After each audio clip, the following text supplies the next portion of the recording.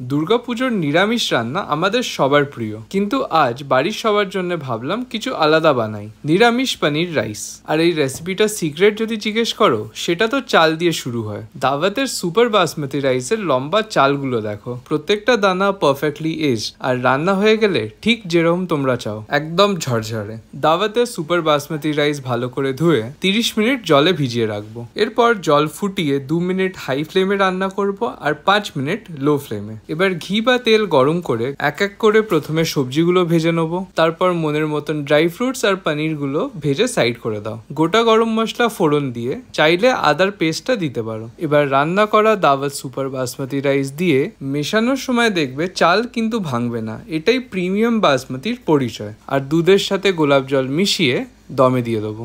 এই নিরামিষ পনির রাইসটা ধোকার ডালনা দিয়ে ট্রাই করো ফর দ্য পারফেক্ট পুজো মিল। আর প্রত্যেকটা ফেস্টিভ রান্নায় একটা সিক্রেট মনে রাখার মতন তো থাকেই, সুপার স্বাদ সির্ফ দাওয়াত সুপার কে সাথ।